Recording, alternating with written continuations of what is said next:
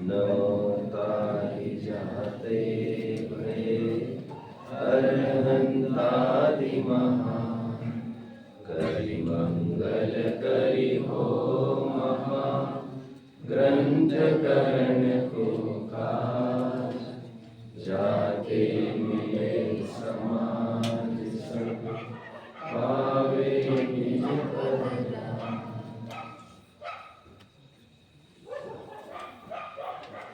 Facts are facts. They will always remain as facts. They never disappear on account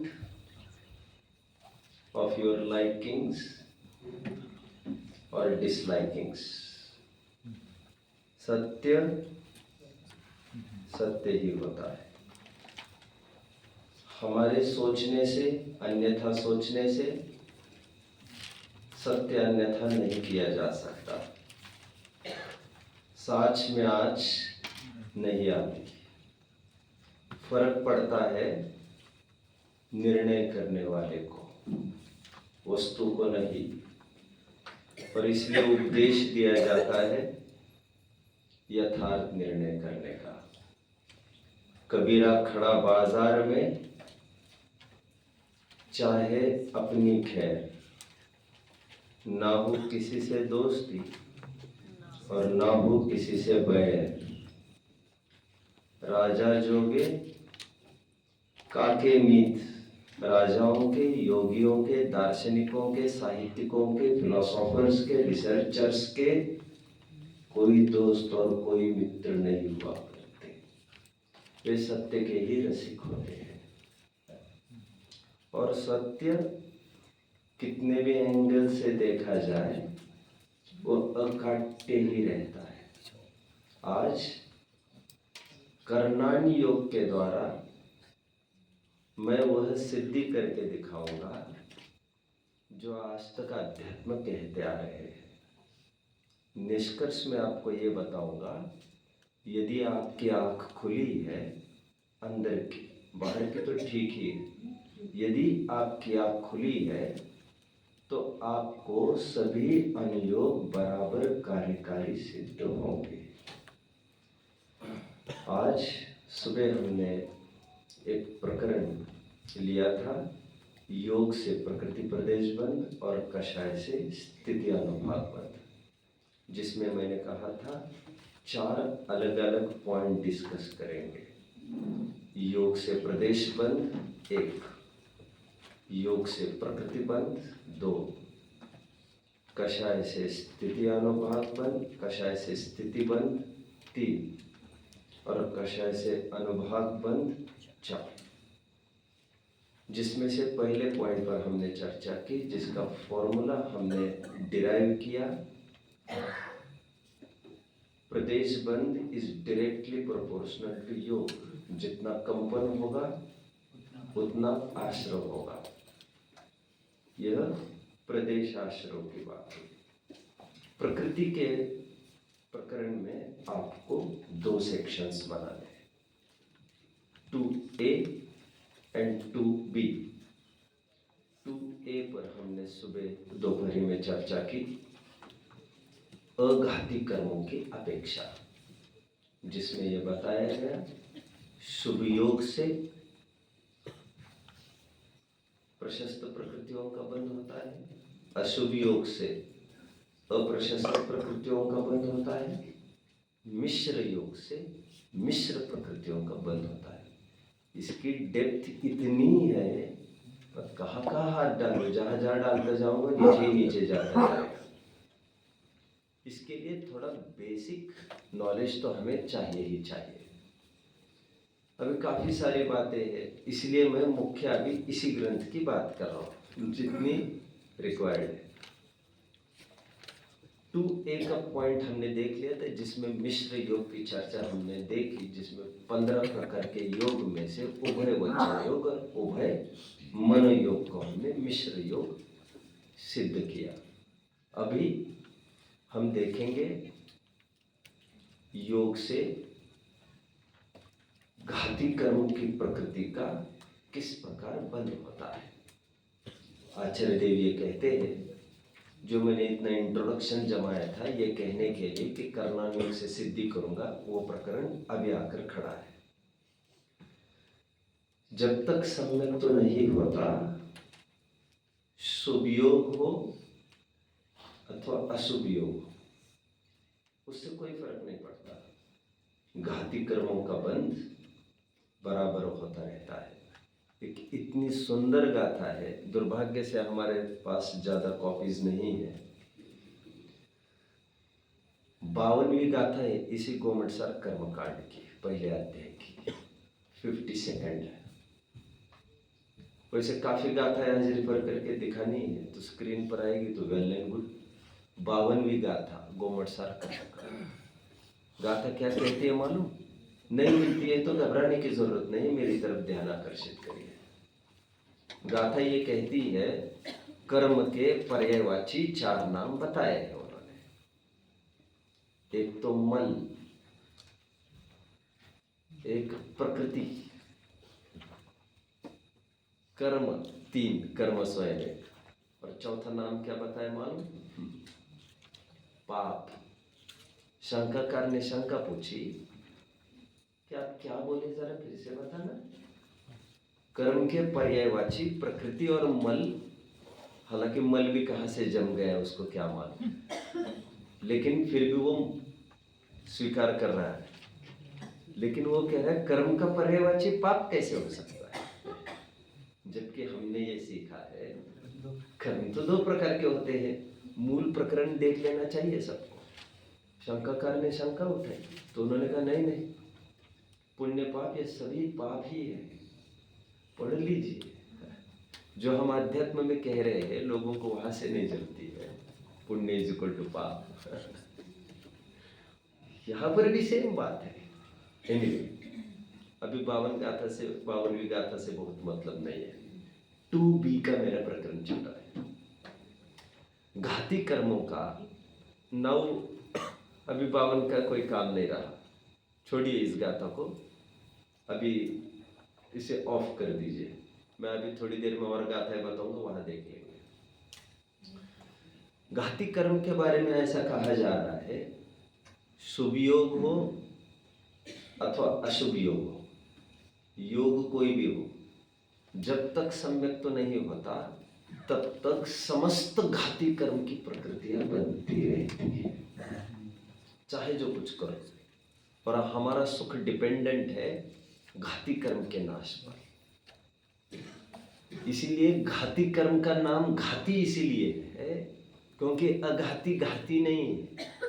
आपको उसका ज्यादा concern नहीं है होना चाहिए, ज्यादा चिंता उसकी मत करिए अघाती कर्म की, इसलिए उसका नामकरण ही अघाती कर दिया है। जो अनुजीवी गुणों का घात करे, ज्ञान आनंद, उन्हें घाती कर्म कहा गया है।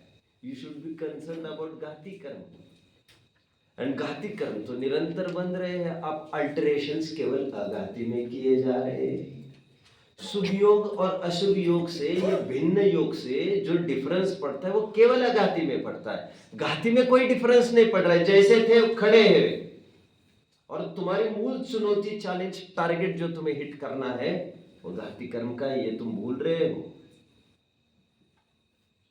So what should be done? तो कहते सम्यक तो should be done first. Without सम्यक तो सभी घाती कर्म प्रकृतियां बनती रहती है। घातियों में इफ वी टॉक अबाउट मोहनीय, तो कहते हैं मोहनीय में 28 प्रकृतियों में से, वैसे 2 प्रकृतियां तो बंधने योग्य ही नहीं है, सम्यक मिथ्यात्व और सम्यक प्रकृति, ये 2 प्रकृतियां केवल उदय में आने योग्य है।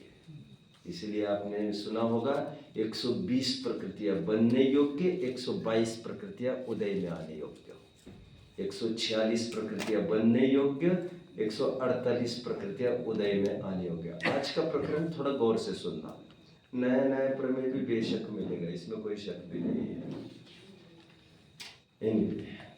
तो दो प्रकृतियां तो वैसे ही नहीं बनती है, सम्यक मिथ्यात्व और सम्यक प्रकृतियां। ये तो केवल उदय में आती है, वो भी उन्हीं को जिन्होंने कभी टुकड़े किए हैं, जिनके अर्थात जिनके सत्ता में हो उन्हीं के तो ये उदय में आएगा। और सत्ता में उनके होगा जिन्होंने टुकड़े किए होंगे, टुकड़े उनके होंगे जिन्होंने कभी प्रथमोपशम सम्यक तो आई मीन टू से सम्यक तो किया है। जिन्हें सम्यक तो नहीं किया है कभी, उनको टेंशन लेने की गरज नहीं है, ये कभी उदय में आएगा भी नहीं आपको। क्या बात है यार, तो इसका उदय भी नहीं समझता ये।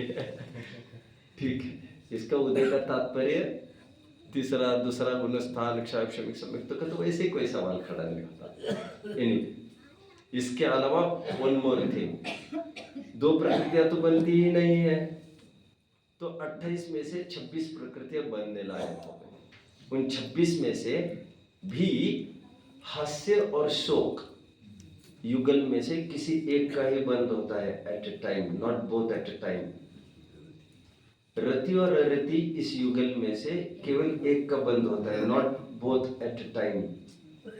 एंड तीन वेद में से केवल एक का ही बंद होता है एट ए टाइम, तीनों का नहीं।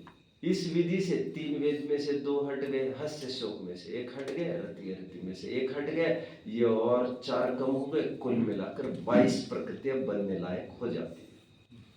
मतलब जिनका मिथ्या तो सुरक्षित है वे कहीं भी रहे, वे फिल्म थिएटर में रहे, चित्र मंदिर में रहे या इस मंदिर में रहे, उसके लिए कोई फर्क नहीं पड़ रहा है। उसे 22 प्रकृतियां बन रही है, फर्क कहाँ पड़ता है फिर कभी, लेकिन 22 प्रकृतियां उसको बनती है। फिर जैसे गुणस्थान आगे आगे होगा वैसे ये 22 में कमती होती जाएगी। जैसे दूसरे गुणस्थान की बात करें तो उसे मिथ्या तो नहीं बनकर 21 प्रकृतियां बनती रहेगी। तीसरे चौथे गुणस्थान में 21 में से और 4 हटानी पड़ेगी, अनुबंध की 17 बनती रहेगी। पांचवें गुणस्थान में 17 में से फिर 4 हटानी पड़ेगी, 13 बनती रहेगी, एंड सो ऑन। एक पैराग्राफ पढ़ लेते हैं पहले, आइए देखिए पेज नंबर 2727। देखिए ये 2B हमारा कंप्लीट हुआ, विशेष इतना कि पेज नंबर 27।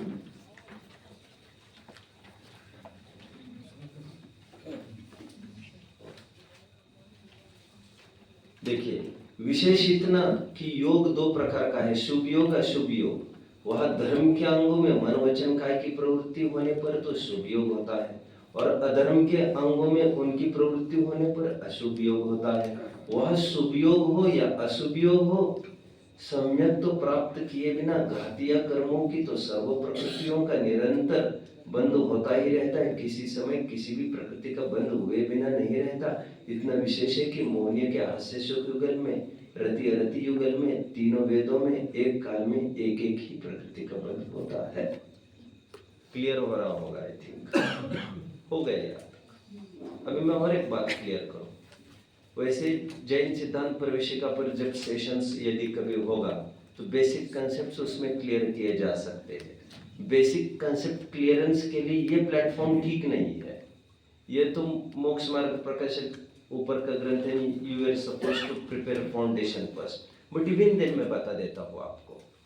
पहले मैं भी ऐसा समझता था, लगभग 12-15 साल पहले मुझे बहुत ही प्रश्न सताता था, कशाही अपराध होना चाहिए, योग कहाँ से अपराध होगा।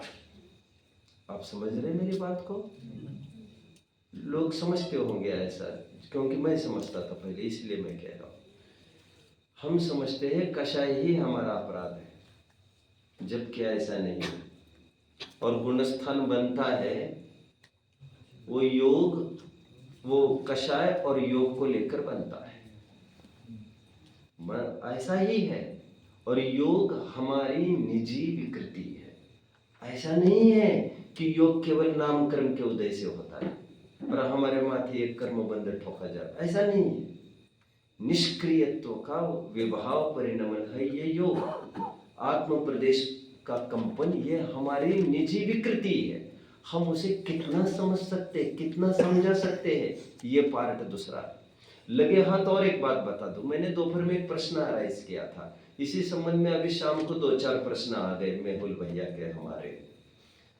अब मैं चाह भी रहा हूँ कि कुछ समाधान तो होना चाहिए, मेरी दशा बड़ी ऐसी हो रही है, मैं क्या क्या लूँ और क्या क्या नहीं, बट मैं बताता हूँ महत्वपूर्ण जानकर।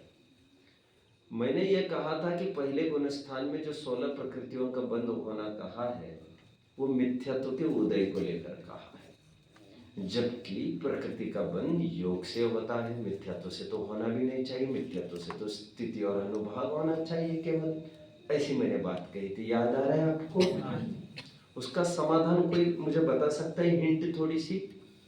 बंद की जो बात कर रहे हो, मतलब उसी के लिए बोल रहे बंद की, जब बंदी कितनी स्थिति है बंदी उसके लिए बोल।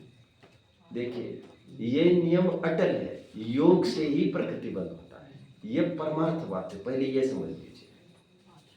तो फिर वो कौन सी बात है जो मिथ्यात्व के कारण 16 प्रकृतियों का बंद? वो उपचार का कथन है।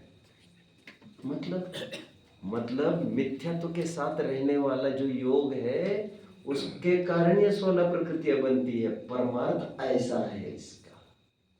मतलब योग भी वैरी करता है।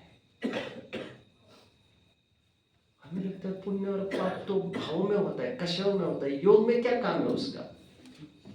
हम नहीं समझ रहे उसे, लेकिन ऐसा है। और योग के ही कारण प्रकृति प्रदेश बंद होता है, ये सत्य बात है।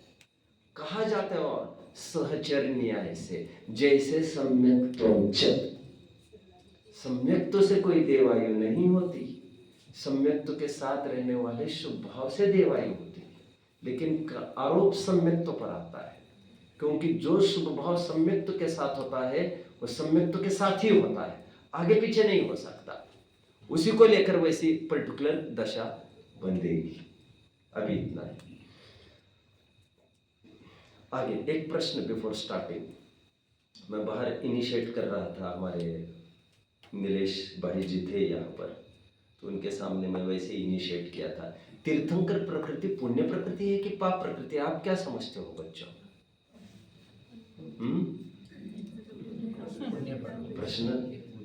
प्रश्न के रुख को देखकर आपको तो थोड़ा हिलना तो चाहिए और सोचना तो चाहिए, है ना? आज तक हम ये सुनते आए हैं तीर्थंकर पुण्य प्रकृति है भी, एक देश सत्य है भी, लेकिन उतना ही सत्य है तीर्थंकर पाप प्रकृति है। ऐसे कैसे? आज उसकी जरूरत हमें पड़ेगी, इसलिए मैं बता रहा हूं। जनरली जो बात होती है तीर्थंकर के पुण्य प्रकृति बने की, वह प्रॉपर वर्ड बोलेंगे, वह अनुभाग की तरफ से बोला जाता है। आज जो चर्चा, वो तो चर्चा चलेगी, लेकिन साथ साथ और चर्चा चलेगी। व्हेन इट कम्स टू स्थिति perspective, then scenario gets changed. वहां पर तीर्थंकर प्रकृति पाप प्रकृति, मैं थोड़े हेतु देकर भी समझाऊंगा, ऐसे घबराने की कोई जरूरत नहीं। मतलब हमें सर्वांगीण अध्ययन जरूरी है। आप कहेंगे हाँ वैसे तो सभी प्रकृतियां पाप प्रकृतियां, अरे वैसा नहीं कह रहे हैं हम अभी मैं बताऊंगा। पहले तो देखिए 148 पूरी कर्म की प्रकृति है, उनको दो भागों में विभाजित करना है आपको, पुण्य और पाप रूप में। ओके, तो इसके विभाजन के दो क्राइटेरिया है बच्चों, एक तो अनुभाग अपेक्षा, एक तो स्थिति अपेक्षा। अनुभाग अपेक्षा जब भी विभाजन होता है उसका विभाजन होगा 100 और 68। 100 प्रकृतियां पाप प्रकृतियां और 68 प्रकृतियां पुण्य प्रकृतियां। ये तो 168 प्रकृतियां हो रही है, हाँ ना? फिर हम जानते हैं ना 100 और 68 168 होते हैं। तो ये कहां से आ गई? ये स्पर्श रस गंध वर्ण की जो 20 की थी प्रकृतियां, उसकी भेद, ये पुण्य रूप भी होती है और पाप रूप भी। आज तक इसे कॉमन ही चलाया जाता था। जब इसका विभाजन अनुभाग अपेक्षा करने की गरज पड़ी तो 168 प्रकृतियां करके 100 प्रकृतियां पाप प्रकृतियां और 68 प्रकृतियां पुण्य प्रकृतियां। ध्यान रहे 20 प्रकृतियां कॉमन दोनों जगह मिलने वाली है आपको। जैसे काला रंग, तो काला पुण्य प्रकृति भी है, काला पाप प्रकृति भी है। आप समझ रहे हैं बात को? स्पर्श के 8, ऐसा आदि आदि समझ लेना। रस के 2, गंध के रस के 5, गंध के 2, वर्ण के 5, हो गए 20। 8 2 10 नहीं, व्हाट इज एनीथिंग? चलो सब समझ रहे बराबर। Now I think I should proceed. तो ये जो 20 भेद हो गए, रस वसु गंध जाके है जो लाइन है उसका अर्थ ये है। तो ये जो 20 भेद पाप में है वे भी पुण्य में भी रखने, इस प्रकार ये दोनों जगह वर्क करेंगे। तो इस प्रसंग में तीर्थंकर प्रकृति प्रशस्त प्रकृति में गिनी जाएगी। ये अनुभाग अपेक्षा में फर्क क्या? अनुभाग अर्थात फलदान शक्ति, फीलिंग कैसी होगी इसमें, उसकी अपेक्षा बात है। अभी जब स्थिति अपेक्षा फर्क पड़ेगा, स्थिति अपेक्षा भेद करेंगे प्रशस्त प्रशस्त प्रकृतियों का, तो आपको लेनी 148 प्रकृतियां। उन 148 प्रकृतियों का विभाजन 2 प्रकार से होगा। क्या क्या होगा? एक तरफ बोलो तो अच्छा लगेगा, कोई बताएंगे तो। 148 में से न्यूमेरिटिकल विभाजन क्या बनेगा? एक तरफ 145 और एक तरफ 3। केवल 3 प्रकृतियां पुण्य प्रकृतियां हैं समस्त प्रकृतियों में। अच्छे से सुन लीजिए आप, कौन सी है वे 3 प्रकृतियां? नरकायु को छोड़कर 3 आयु, मनुष्यायु, तिर्यंचायु और देवायु, केवल 3 प्रकृतियां प्रशस्त प्रकृतियां हैं। बाकी सभी प्रकृतियां अप्रशस्त प्रकृतियां हैं। कोई भी प्रकृति, सभी अप्रशस्त है। यह कौन सा कथन है? यह स्थिति अपेक्षा कथन है, और आज इसकी जरूरत आपको लगेगी। तो एकांत रूप से तीर्थंकर प्रकृति पुण्य प्रकृति नहीं है, किसी अपेक्षा, स्थिति अपेक्षा ये पाप प्रकृति। मैं थोड़ा सा पहले उदाहरण देता तो क्लियर हो जाएगा। और अभी देखिए, लिसन नाउ, लिसन लिसन। तीर्थंकर प्रकृति कहां पर बनती है? चौथे गुणस्थान से लेकर 6वें गुणस्थान तक कहीं भी बनना चालू होती है, राइट? 7वें कहा? 7वें तक, राइट ना? चौथे से लेकर 7वें तक कहीं भी बनना चालू हो सकती है, और बनना कहीं भी चालू हो उससे कोई फर्क नहीं पड़ता। वो 8वें गुणस्थान के 6वें भाग तक बनती रहती है। इतना क्लियर हो गया सबको? मैं फिर से दोहराता हूं। तीर्थंकर प्रकृति कहां पर बनती है? चौथे में बन चालू, प्रारंभ। तीर्थंकर प्रकृति बनना कहां चालू हो सकती है? चौथे में हो सकती है, 5वें में हो सकती है, 6वें में हो सकती है, 7वें में हो सकती है, प्रारंभ। और प्रारंभ कहीं भी हो उससे कोई फर्क नहीं पड़ता, वो निरंतर बनती रहेगी, निरंतर बनती रहेगी, unless and until the person does not achieve 8वें गुणस्थान का 6वां भाव। फॉर एग्जाम्पल श्रेणी किया हमारे, उन्होंने तीर्थंकर प्रकृति बांधना चालू की यहाँ 4थे गुणस्थान में, अभी भी बांध रहे हैं, अभी भी बांध रहे हैं, अभी भी बांध रहे, मानते रहेंगे, बांधते रहेंगे। कब तक? जब तक 8वें गुणस्थान का 6वां भाग रीच नहीं करेंगे। 9वें पार्ट में जाने पर बंधना रुक जाएगा, केवल उदय में आना बाकी रहेगा, 13वें गुणस्थान में उदय में आ जाएगा। क्लियर? स्व प्रकृति रूप वहां पर भी उदय में आएगा। मैं ज्यादा डिटेल एनालिसिस करना बहुत जरूरी नहीं समझ रहा हूं। फिर से, तीर्थंकर प्रकृति कहां से बनती है, कहां तक बनती है विराज? चौथे से 7वें तक कहीं भी बनना चालू हो सकती है। कहां तक बंधेगी? 8वें गुणस्थान के 6वें भाग तक ही वो दम लेगी, अंतिम बंद करके। नाउ अभी देखिए, तीर्थंकर प्रकृति उत्तर चौथे में भी बंध रहे, 5वें में भी, 6वें में भी, और 8वें के 6वें भाग में भी। आपको क्या लग रहा है सबसे ज्यादा अनुभाग कहाँ बंधेगा इसका? 8वें के 6वें पार्ट में सबसे ज्यादा अनुभाग होता है इसकी पोटेंसी, क्योंकि विशुद्धि वहां पर ज्यादा है। तो तीर्थंकर प्रकृति का अनुभाग भी वहां पर इंटेंस है, राइट? बट स्थिति में ऐसा नहीं है, स्थिति में एग्जैक्टली ऑपोजिट है। सबसे जघन्य स्थिति तीर्थंकर प्रकृति के 8वें गुणस्थान के 6वें भाग में बंधेगी, और सबसे उत्कृष्ट स्थिति 4थे गुणस्थान के कौन से पार्ट में बंधेगी? 4थे गुणस्थान के उस पार्ट में बनती है जहां पर जीव एकदम संक्लेश परिणाम करता है। सम्यक दृष्टि, ऑफ कोर्स सम्यक दृष्टि है, एकदम संक्लेश परिणाम करने लगे। कितने संक्लेश? इतने संक्लेश कि अभी वो मिथ्यात्व अभिमुख हो गया, डाउनफॉल होने वाला है, नियम रूप से मिथ्यात्व में रपटने वाला है एंड नियम रूप से नरक में जाने वाला है। आगे नरक अभिमुख परिणाम गति अपेक्षा एंड गुणस्थान अपेक्षा डाउनवर्ड्स हो गए हैं फेसिंग उसका, अभी मिथ्यात्व में आने ही वाले हैं। आने के पहले का पॉइंट पकड़ लेना, सबसे ज्यादा स्थिति तीर्थंकर की वहां बनती है उसकी। जैसे हमारे कृष्ण है, सम्यक है, तीर्थंकर प्रकृति भी बांध रहे हैं और अचानक क्या हुआ, होते होते अचानक मिथ्यात्व में आ गए, दूसरी तीसरी पृथ्वी में आ गए और बैक वहां पर फिर से तीर्थंकर प्रकृति अपने अपनी योग्यता से चालू बनना। सबको क्लियर हो रहा है जो मैं कह रहा हूं?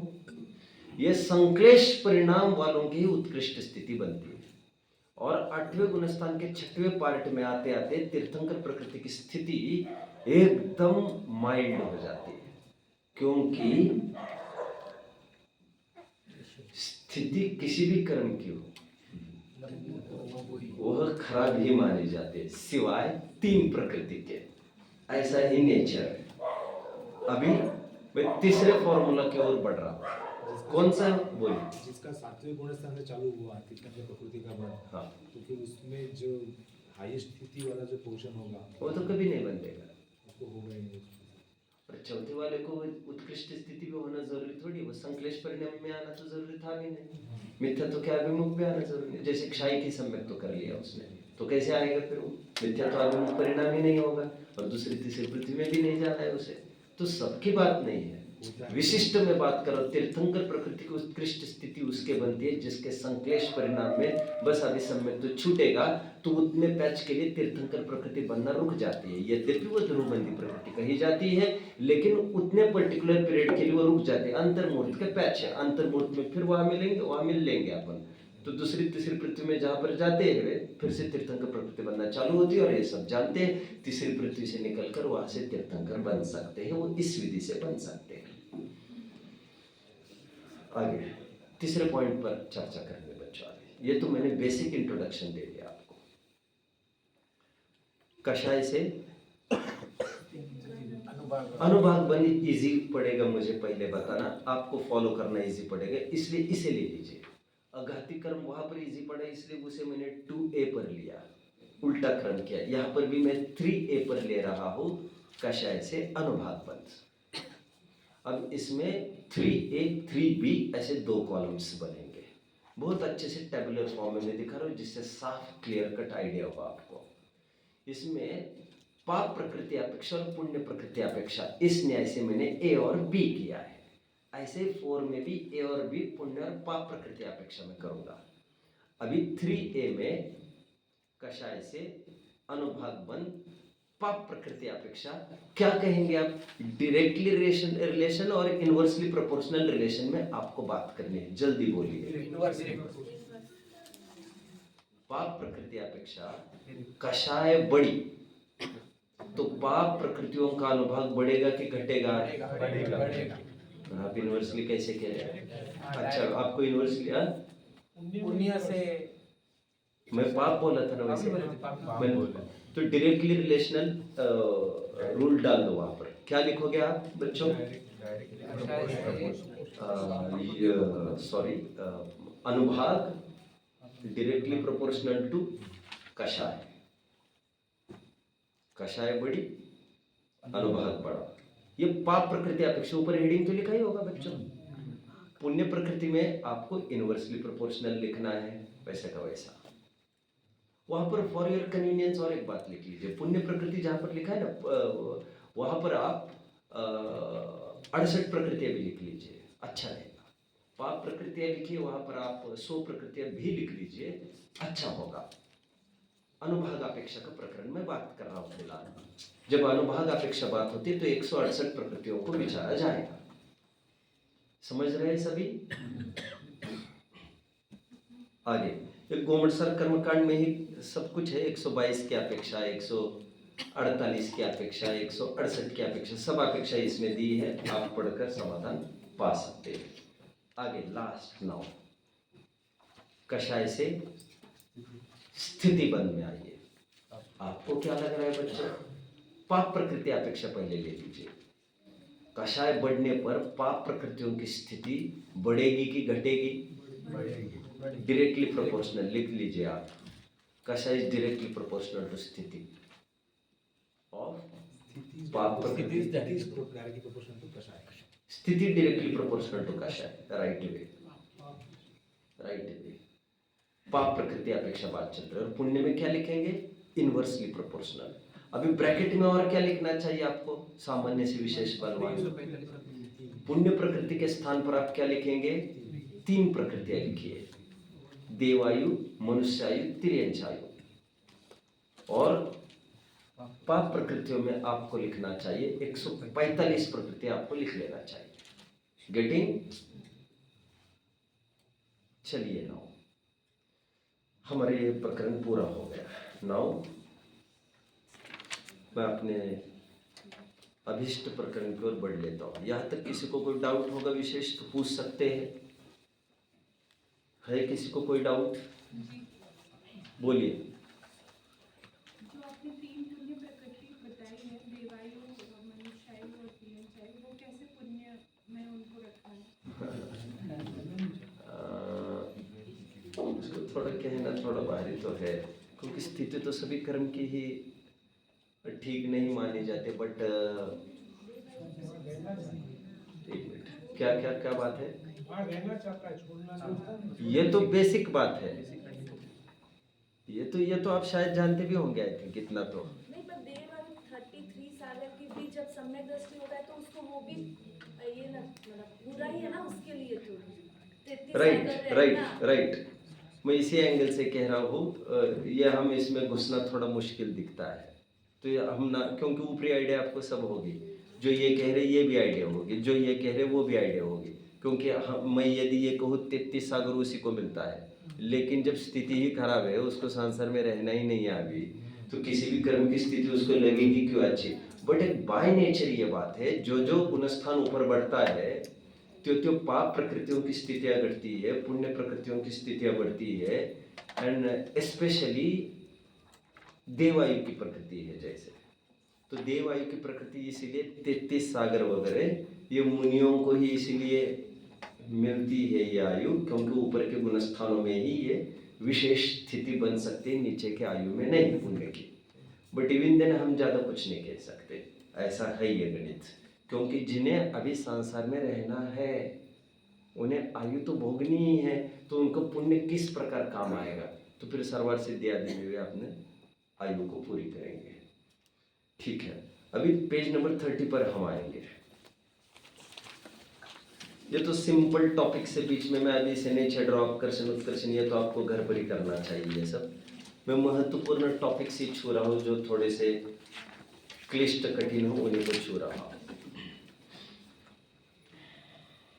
देखिए, आप ये तो अपेक्षा समझे ना, ये जो बोले, जो आयु को शुभ क्यों माना जाता है, गति को, जैसे तिर्यंच आयु, तिर्यंच गति का जनरली बोला जाता है, यहाँ से जाना नहीं चाहता बट वहाँ जाने पर रमने लगता है, देवर आयु को शुभ रूप माना जाता है, तिर्यंच आयु। चलो ठीक है, ये बेसिक इतना ही इंफॉर्मेशन है। अब नाउ पेज नंबर 30 पर देखेंगे हम। अब लगेगी हमें आवश्यकता चार्ट्स की कुछ। देखिए, ये एक प्रकरण है पेज नंबर 30 का। इस प्रकार कर्मों की बीचों बीच खड़ा हूं मैं। इस प्रकार कर्मों की बंध उदय सत्तरूप अवस्था जानना। वहां प्रति समय एक समय प्रबद्ध मात्र परमाणु बंधते हैं तथा एक समय प्रबद्ध मात्र की निर्जरा होती है। 1.5 गुण हानि से गुणित समय प्रबद्ध मात्र सदाकाल सत्ता में रहते हैं।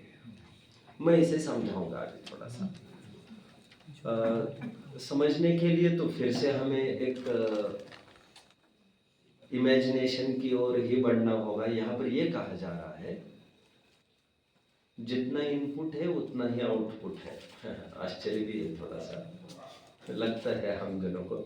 जितना कर्मों का बंद होता है प्रत्येक समय में, उतने ही कर्म की निर्जरा प्रत्येक समय में हो रही है, और उससे 1.5 गुना सत्ता में पड़ा रहता है कर्म, इर्रेस्पेक्टिव ऑफ कौन जीव है और कौन से गुण स्थानवर्ती, इससे भी कोई फर्क नहीं पड़ रहा है। फॉलो कर रहे? मैंने क्या कहा अभी? फिर से आगे। जितने कर्मों का आना बनता है उतने ही कर्म निकलते हैं। प्रत्येक समय में ऐसा ही होता है और हर एक को होता है। सम्यक दृष्टि मिथ्या दृष्टि का कोई लेना देना नहीं, योगी भोगी का भी कोई लेना देना नहीं। कहाँ पर वेरिएशन होता है वो मैं कहने की कोशिश करूंगा थोड़ी, बट लगभग सभी जीवों का ऐसा है। जितने कर्म आते हैं उतने कर्म बाहर निकलते हैं। कितने कर्म आते हैं उसके लिए एक पर्टिकुलर फिगर है जिसे कहते हैं एक समय प्रबद्ध। व्हाट इज एक समय प्रबद्ध? एक समय में प्रकृष्ट रूप से बंधने वाले कर्म। एक समय प्रबद्ध इनपुट होता है, एक समय प्रबद्ध आउटपुट होता है। और 1.5 टाइम्स, ये भी स्थूल कथन कर रहा हूं मैं, 1.5, क्योंकि 1.5 टाइम्स इसलिए 1.5 गुना हानि आयाम को हम कंसिडर करके चलने वाले हैं, बताऊंगा मैं। और 1.5 गुना सत्ता में निरंतर बना रहता है, चाहे जो कुछ करो। ये प्रकरण चलेगा। कहां पर कैसे इफेक्ट होता है वो मैं थोड़ा सा कहूंगा अभी। समय प्रबद्ध मात्र मतलब कितना? चौथी गाथा में गोमटसार कर्मकांड के हम देखेंगे, संख्या में है ये अनंत, लेकिन अनंत के भी अनंत भेद होते हैं। सिद्धों के अनंत विभाग और अभव्य राशि से अनंत गुना, ये दोनों फिगर्स के बीच में अनंत के जितने भेद है उसके बीच का कोई भी एक नंबर हो सकता है समय प्रबद्ध में। सभी जन फॉलो कर रहे हैं मुझे बराबर? समय प्रबद्ध मतलब कोई एक डेफिनेट फिगर है ऐसा भी नहीं। डेफिनेट फिगर है ये, लेकिन डेफिनेट मतलब वरन न्यूमरेटिकल इतना है ऐसा नहीं, क्योंकि फिगर ही है वो अनंत का, और अनंत के होते ही अनंत भेद है। इसका मतलब एक समय प्रबद्ध मात्र के भी अनंत भेद है, और वे अनंत भेद 2 पॉइंट्स के बीच में फ्लक्चुएट कर सकते हैं। सिद्धों के अनंत विभाग, सिद्ध राशि भी अनंत की है, उसके अनंत विभाग, और अभव्य राशि भी अनंत की है, अभव्य राशि के अनंत गुना। अभव्य राशि के अनंत गुना से बढ़ते हुए सिद्धों के अनंत विभाग तक का पूरा पैच एक समय प्रबद्ध मात्र ही कहलाता है, और कोई भी उठाओ तो अनंत ही कहेंगे उसे। इतने संख्या के परमाणु प्रत्येक समय में आते रहते हैं। कार्बन वर्गणाएं, इवन नो कर्म वर्गणाएं, जो शरीर ग्रहण करता है ना उसका भी यही गणित है रियली। बट हम अभी नौकर्म वर्गणाओं को नहीं देख रहे हैं, क्योंकि शरीर के भी तो परमाणु आ रहे हैं निरंतर। अभी उसकी बात नहीं कर रहे हम। कार्बन वर्गणाएं निरंतर इतनी आती है और इतनी ही बाहर निकलती है, और फिर भी 1.5 गुना सातवा में पड़ी रहती है। 1.5 गुना जो आते हैं समय प्रबद्ध के 1.5 टाइम्स इनपुट और आउटपुट का जो फिगर है लगभग सामान्य, उसके 1.5 टाइम्स पड़ी रहते हैं, गुणस्थान कोई भी हो उसका। अब ये कैसे होता है उसका हम थोड़ा सा देखते हैं। जितने कर्म आते हैं उतने बाहर निकलते और 1.5 गुना पड़े रहते हैं, और जितने ही आते उतने बाहर निकलते, फिर तो क्या बात रही। आपको लग रहा होगा ये तो ईर्ष्या पताश्रम जैसा है। ऐसा है, देखो ईर्ष्या पताश्रम में तो वे ही कर्म बाहर निकल रहे हैं, आप समझ रहे हैं। ईर्ष्यापत आश्रम में तो एक समय की स्थिति लेकर जो आए हैं वे ही निकल रहे हैं। इसमें ऐसा नहीं है जितने आ रहे उतने निकल रहे, लेकिन वे ही नहीं निकल रहे। बैकलॉग जो एक्यूमुलेटेड थे वे निकलते जाते हैं। जनरली पीपल आस्क मी ये कैसे फंक्शन करता है, तो मैं उनको सिंपल उदाहरण ये देता हूँ। जैसे मंगलायतन में उदाहरण देता था मैं, हर साल 20 विद्यार्थियों को प्रवेश कराते थे। चलो बीच में मैं कह लो आपके बच्चे भेज देना यार हमारे लिए एडमिशन के लिए यहाँ पर। आपके घर में आपके बच्चे होंगे, यहाँ पर हमारा जल्दी हम शिविर अरेंज करेंगे। उस शिविर के लिए हम आपको इनवाइट करेंगे। इस शिविर के बहाने हम ये चाहेंगे हमें आप लोग एक अवसर दे, आपके बच्चे यहाँ पर रखें, हम आपके बच्चों को तैयार करने की कोशिश करेंगे। और पूरे हमारे देखरेख में ही रहते हैं बच्चे, या आदित्य भैया देखते हैं पूरे बच्चों को, और वे स्वयं बहुत ही सदाचारी है, बहुत ही धर्म प्रेमी जीव है। निरंतर हमारा भी टच रहता है। पूरी टीम है हमारे 5-6 जन की एक्चुअली, तो सभी एक जन डिटेल्ड वॉच रखता रहता है बच्चों पर, जिससे उनको कोई खराब आदतें ना लगे आदि। तो you can try your fate. चलिए, फेट मतलब मैं सद्भाग्य की दृष्टि से बात कर रहा हूँ, इसमें कोई एस्टेरिक्स मार्क्स नहीं है। चलिए, कहाँ तक आए? हाँ, जनरली मैं उदाहरण देता था 20 बच्चे गुरुकुल में इंक्रीज हुई और हर साल 20 बच्चे बाहर निकलते हैं, फिर भी 100 बच्चे कैसे बने रहते हैं जी? तो किसी को ये लगेगा ये तो खाली होना चाहिए ना, एक देश उदाहरण चल रहा है। हाँ, पहले साल जब आए थे तब तो सिनेरियो अलग था, 20 आए थे तब आउटपुट नहीं होता था। ये तो 5 साल के बाद हमें देखने को मिला कि 20 आ रहे हैं, 20 जा रहे हैं और फिर भी 100 बरकरार है। ये तो एक देश उदाहरण है, आप सब समझ रहे हैं बात को। यहाँ पर कैसे होती है स्थिति, कैसे वर्क करती है, मैं थोड़ा बताता हूँ आपको। एक्चुअली कर्म बंधने के और निर्जरित होने की प्रक्रिया के बीच में 2 इंपॉर्टेंट पार्ट्स होते हैं। जब भी कोई कर्म आता है वो तुरंत नहीं निकलता बाहर, आबादा काल उसका एक इम्पोर्टेंट प्रोसेस है। जब भी कोई कर्म आता है वो रुकता जरूर है आत्मा में, और रुकता है पर्टिकुलर टाइम के लिए। तब तक कोई भी उस ग्रुप का, कर्म के ग्रुप का कोई भी कर्म निषेक खिरता नहीं है, वो तब तक बने रहते हैं ऐसे ही सत्ता में केवल। दैट इज आबादा काल।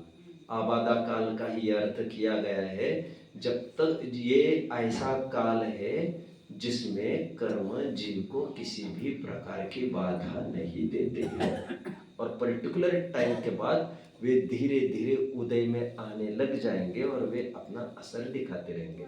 इसका भी प्रॉपर गणित है। जैसे एक कोड़ा कोड़ी सागर, कर्म की प्रकृतियों का स्थितिबंध हुआ तो कहा जाता है कि 100 वर्ष का इसका आबादा काल होता है। 100 वर्ष तक कोई भी कर्म उदय में नहीं आएगा डेफिनेटली, और 100 वर्ष के बाद से लेकर एक कोड़ा कोड़ी सागर तक निरंतर ये उदय में आता रहेगा, धीरे धीरे धीरे धीरे। अब ये कैसे आएगा इसका सेकंड प्रोसेस समझिए। निषेक रचना क्रम से ये उदय में आता है। व्हाट इज दिस निषेक रचना क्रम? जब भी कर्म उदय में आता है वो डिसेंडिंग ऑर्डर में आता है। डिसेंडिंग मतलब पहले ज्यादा इजेक्ट होता है, फिर थोड़ा कम, फिर थोड़ा कम, फिर थोड़ा कम, फिर थोड़ा कम। कितने बच्चे मुझे समझ रहे हैं? मैं 2 बातें कह रहा हूँ, एक आबादा काल और एक निषेक रचना क्रम। इसे समझकर कितने कितने फायदे हैं इसके लिए तो मुझे और सेशंस लगेंगे काफी, लेकिन इतना मजा आएगा आपको। मतलब जैसे कानूनी व्यवस्था है ना, जैसे किसी ने गलती की तो उसे बेल पर रिलीज किया जाता है, इसके लिए कि you can prove yourself, collect जितने भी एविडेंसेस तुम कर सकते हो कलेक्ट कर लो।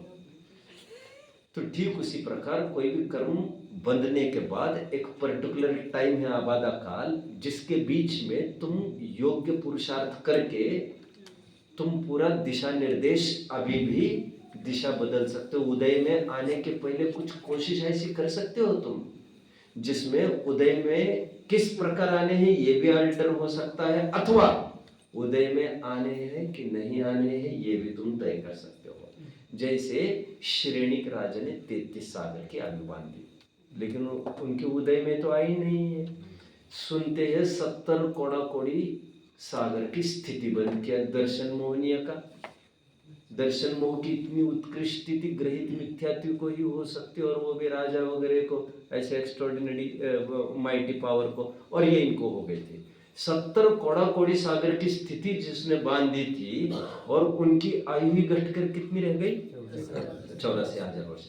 तो ये आबादा काल के बीच में ये सब alterations can be done anyway. तो ये आबादा काल वो पीरियड है जिसमें कर्म आया तो है लेकिन अभी उदय में कुछ नहीं आया, तो स्टैग्नेंसी थोड़ी बनी रहती है। इस कारण से थोड़ा टाइम,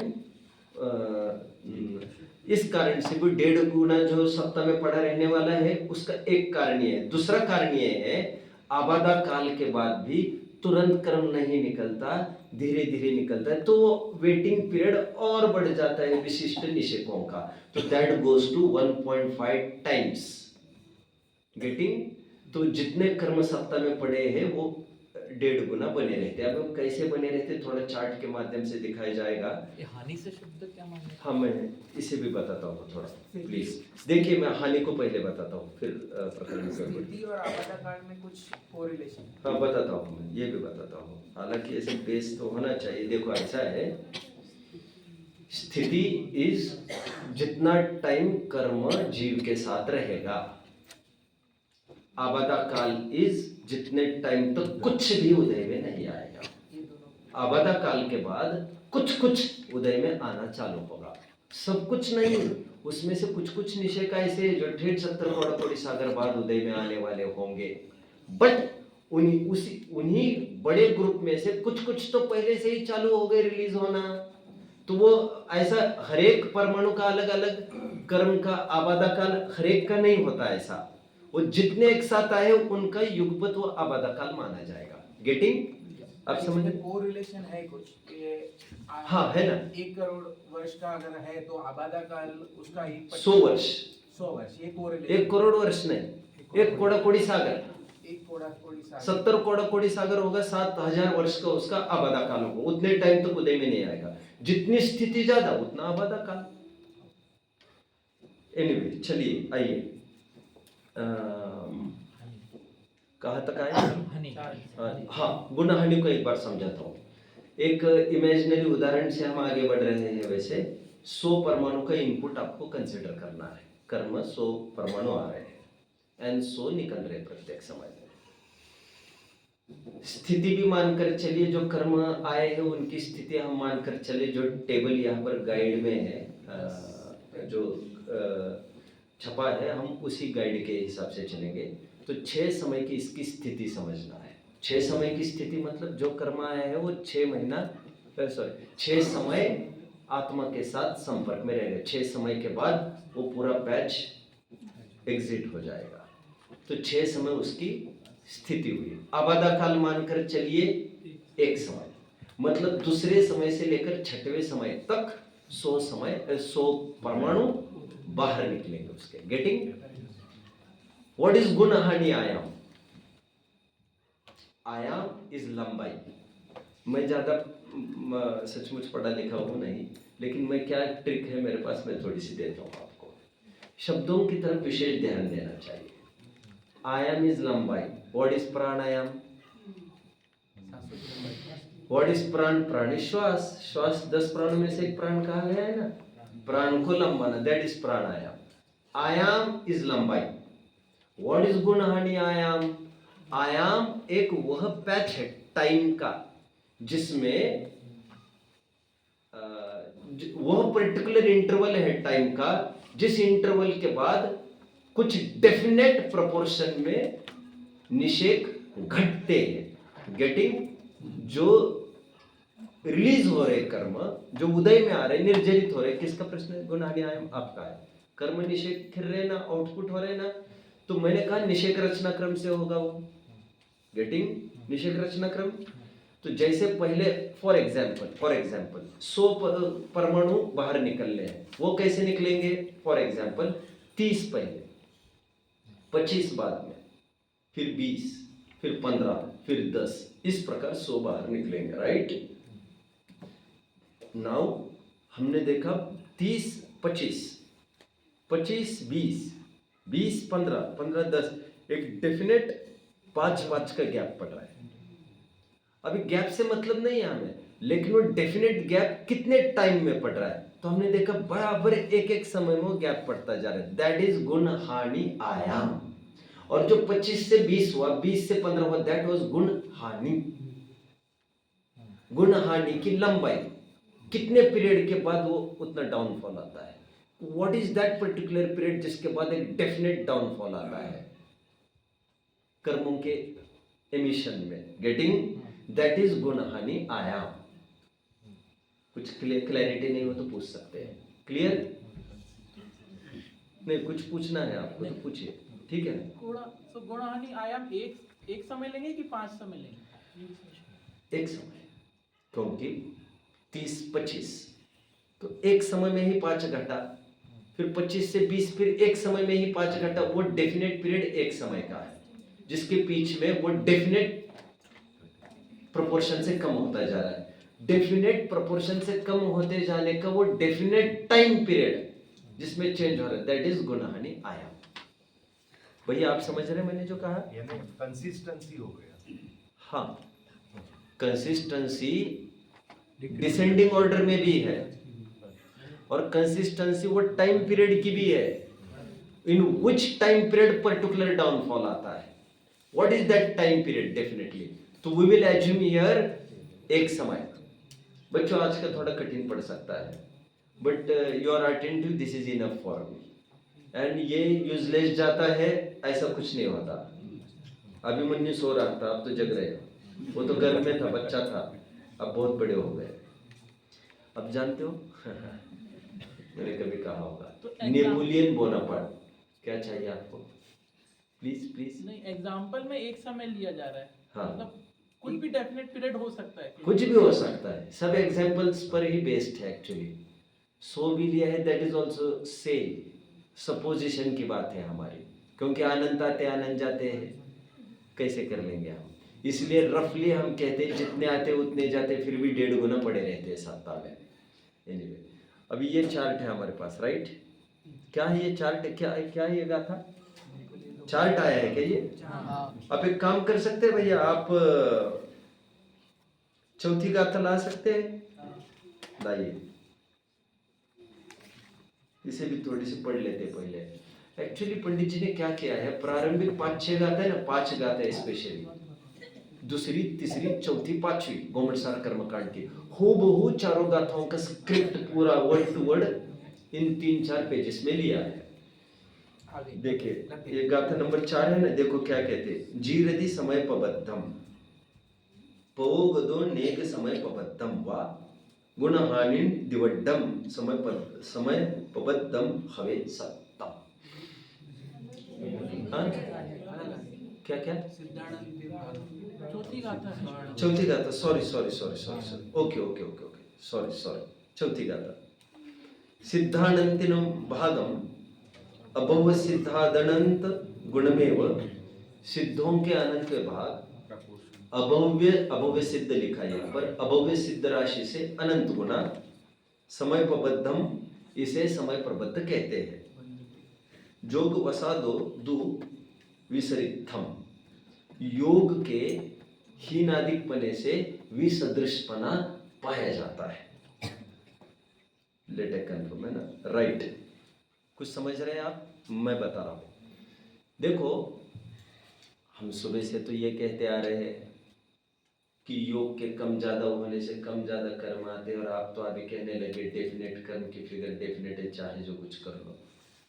दोनों बात सही है, चाहे जो कुछ कर लो एक समय प्रबद्ध ही कर्म बनेंगे, लेकिन ऐसा होने पर भी अल्प योग होगा तो अल्प कर्म बन देंगे, वो जो अल्प कर्म बन देंगे वो भी एक समय प्रबद्ध ही कहलाएंगे। एक समय प्रबद्ध का रेंज ही इतना बड़ा है, गेटिंग तो विसदृश, मतलब ऐसे डिफरेंस होता रहता है। जिसका योग कम है उन्हें कम, जिनका योग ज्यादा है उन्हें ज्यादा कर्मों का आश्रय होता रहता है। ये ज्यादा और कम के भेद सब एक समय प्रबद्ध में आते हैं, क्योंकि एक समय प्रबद्ध अनंत है और अनंत के अनंत भेद होते हैं। ये चौथी गाथा हो गई। पांचवी गाथा पे आइए। डिटेल्ड अध्ययन आपको घर पर कर लेना चाहिए, गाइड के आधार से कर सकते हैं। ये पांचवी गाथा क्या कहते, देखिए सीधे आप आइए पांचवी गाथा में सरलार्थ की ओर, सरलार्थ की ओर आ जाओ भैया। गाथा छोड़ दीजिए, अभी गाथा अभी पढ़ ली थी मैंने। इस अनादिकालीन संसार में स्थित जीव के, मिल रहा है सरलार्थ एक पेज आगे, पांचवी गाथा के आगे, पेज नंबर 1717 है मेरे इसमें।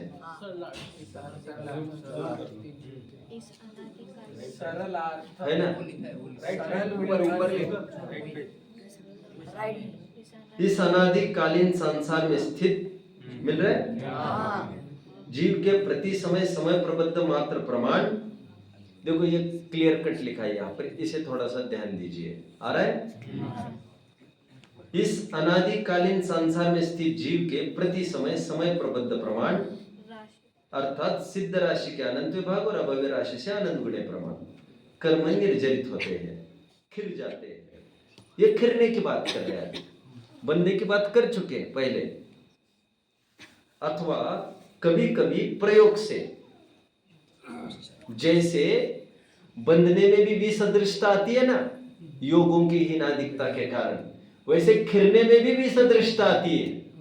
कोई योग करता है, कोई कुछ करता है उसके कारण, लेकिन वेरिएशन कुछ भी हो वो रहेगा एक समय प्रबद्ध के ही रेंज में। एक समय प्रबद्ध प्रमाण भी खिर जाते तथा गुणाकार क्रम से हीन होने वाली गुण हानि के काल से, गेटिंग, गुण हानि के काल से, गुण हानि एक डिवीजन कह सकते हैं आप, एक पर्टिकुलर पार्ट में डिवीजन होता जाता है ऐसा टाइम पीरियड से 1.5 गुने अर्थात 1.5 गुना हानि आयाम से गुणित समय प्रबद्ध सत्ता में रहते हैं। क्लियर?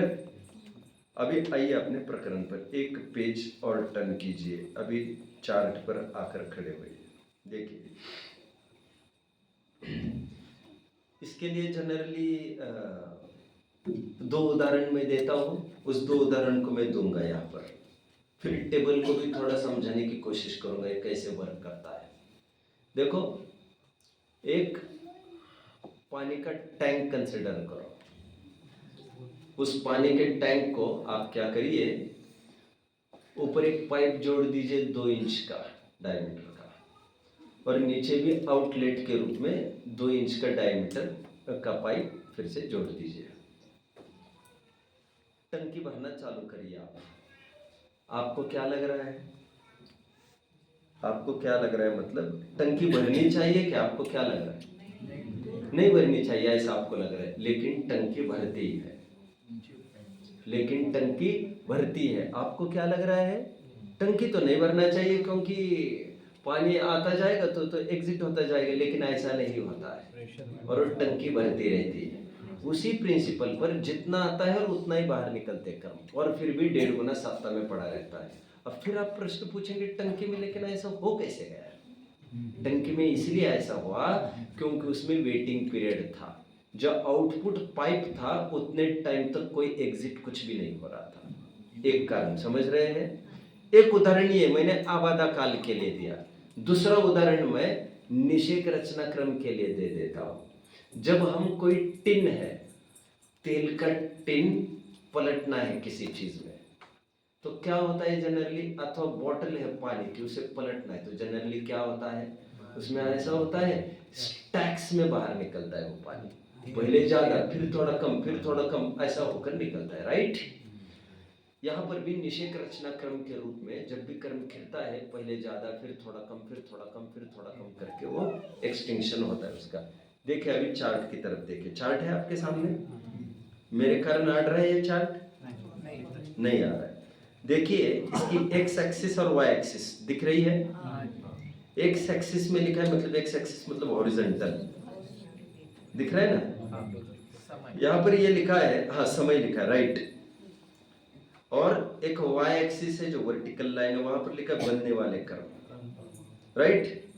देखिए ये बनने वाले कर्म है और ये खिरने वाले कर्म है, देख रहे हैं आप, समझ रहे हैं ना आप? ये बनने वाले कर्म, बनने आपको यहां से देखना पड़ेगा, राइट।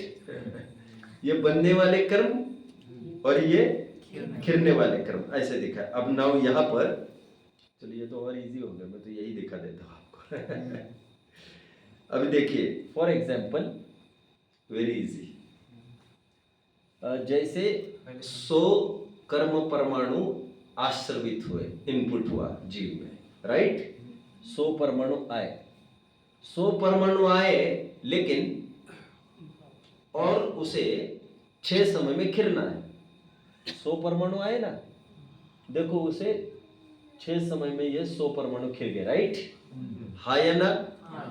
100 परमाणु आए इनपुट और 100 परमाणु बाहर निकले 6 समय में, राइट। बट आपको क्या समझना है, पहले तो एक समय उसका आबादा काल है, उस पीरियड में कुछ भी कर्म का निर्जरा नहीं हुआ, उदय नहीं आएगा।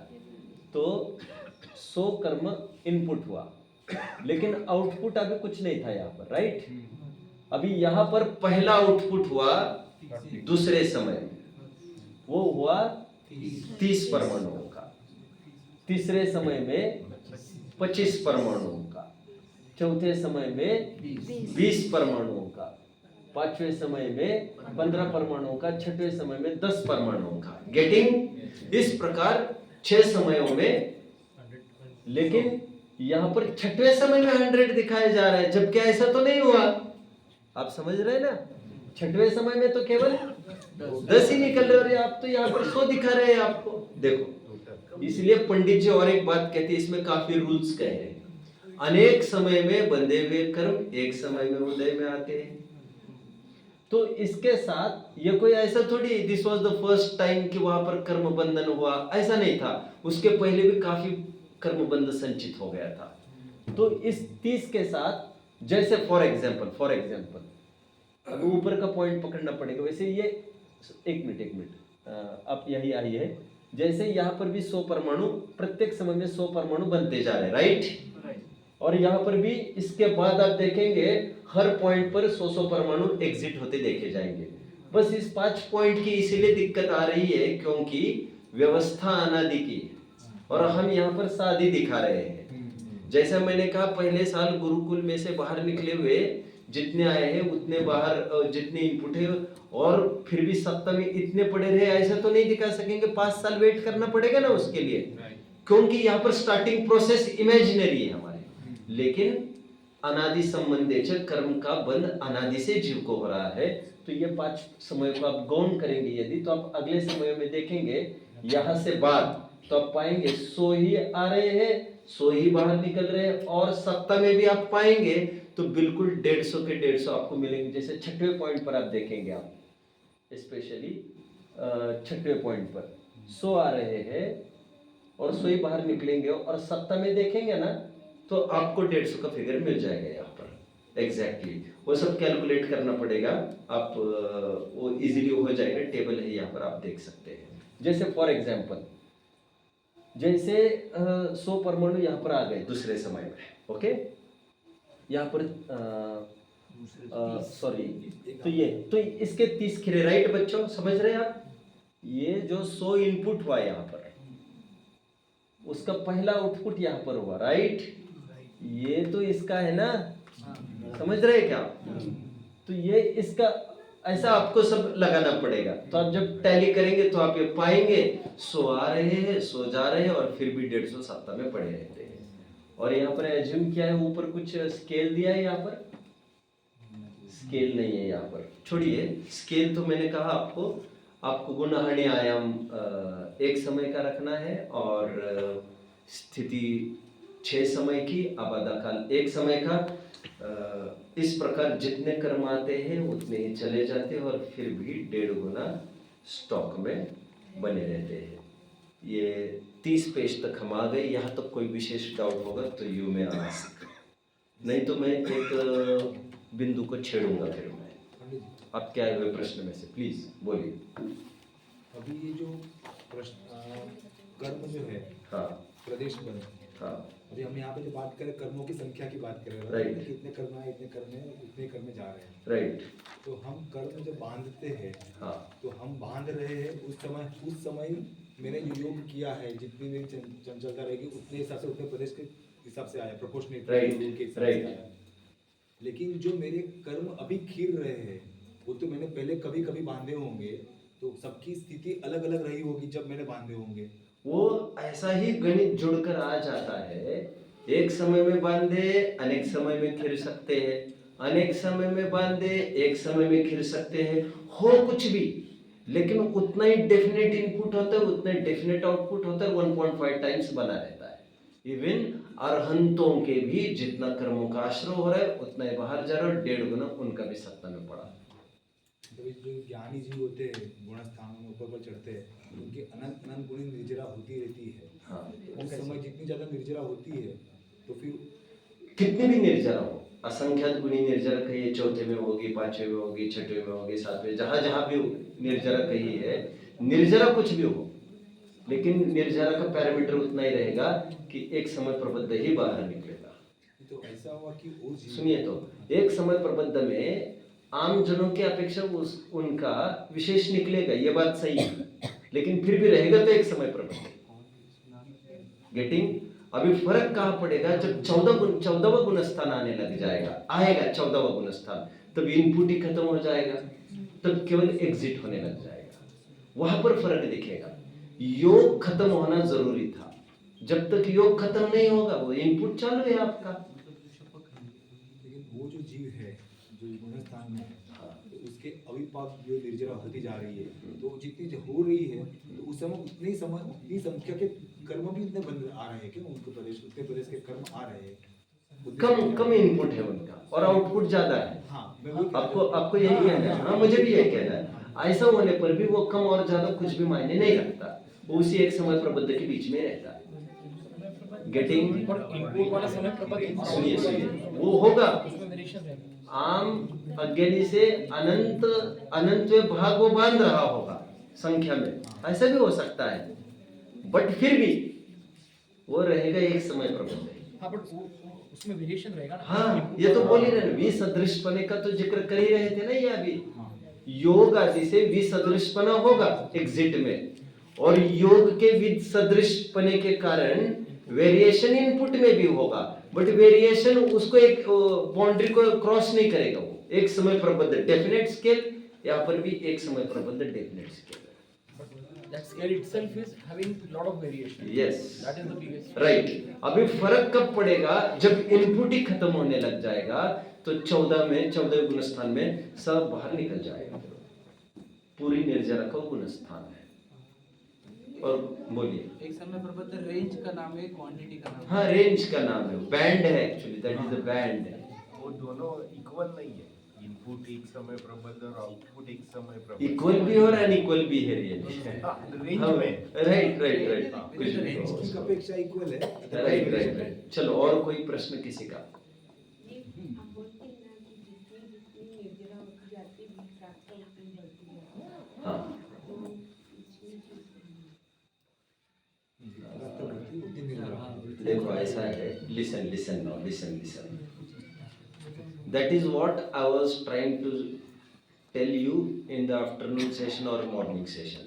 हम कहते ज्ञानियों की निर्जरा होती है। नाउ प्रदेश बंद की अपेक्षा बात नहीं समझना चाहिए आपको, वहां पर स्थिति अपेक्षा। देखो, निर्जरा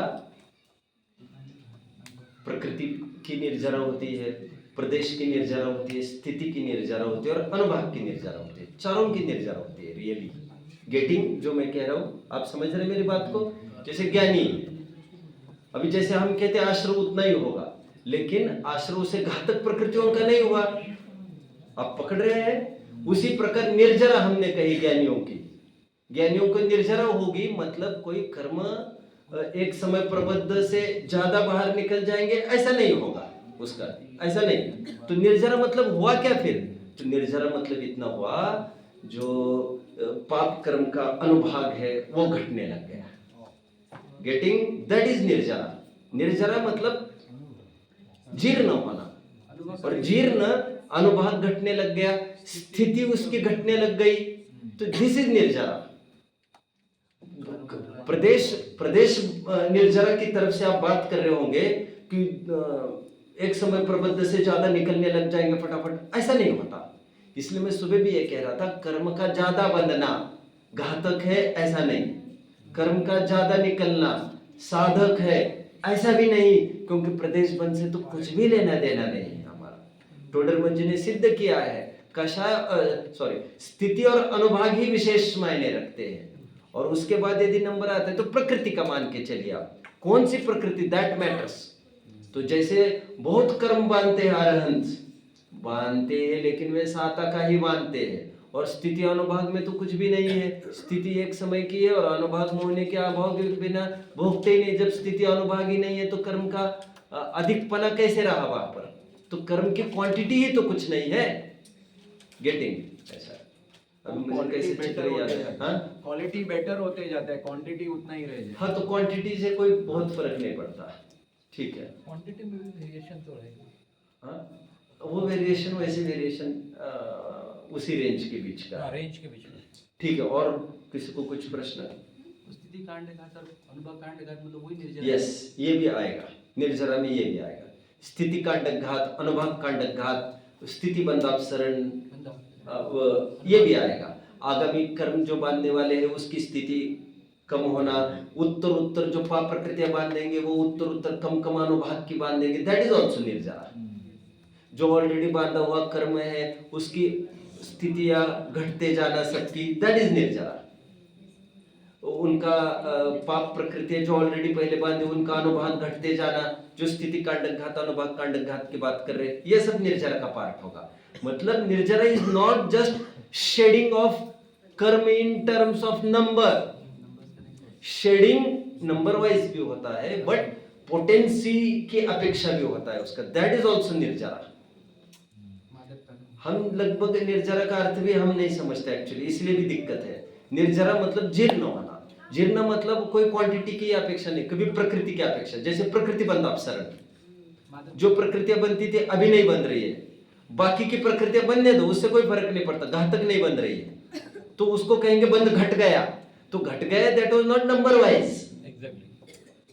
तो इसलिए मैं सुबह कह रहा था कि ज्ञानियों को ज्यादा कर्म कम कर्म बनता है, अज्ञानियों को ज्यादा, तो ऐसा अज्ञानियों को कम बंद हो सकता है, ज्ञानी को ज्यादा बंद हो सकता है। ये लाइन कैसे लग रही है? तो ज्यादा मतलब वहां पर स्थिति अनुभाग की, पाप प्रकृति की स्थिति अनुभाग की अपेक्षा ज्यादा पना नहीं होता, वहां पर नंबरिंग ज्यादा होने दो, उससे कोई फर्क नहीं पड़ता, ये मुझे कहना है। चलो और कोई प्रश्न? तो निर्जरा की भी व्यापक परिभाषा हमारे सामने चाहिए। द्रव्यापेक्षा, क्षेत्रापेक्षा, कालापेक्षा, भावापेक्षा, मतलब प्रकृति, प्रदेश, स्थिति, अनुभाग, चारों में निर्जरा घटित करते आना चाहिए। और ऐसा है ही, मैं कोई बहुत आध्यात्मिक लॉजिक्स नहीं लगा रहा हूं, ऐसा है ही। जैसे अनुभाग कांडक, स्थिति कांडक की बात आई, प्रकृति बंध अपसरण की बात आई, तो डिक्रीमेंट, दैट इज निर्जरा। चलिए और बोलो, कुछ किसी को कहना है? बस करते ना, इट्स टाइम आउट के लिए 5 मिनट कुछ, चलो कर दे।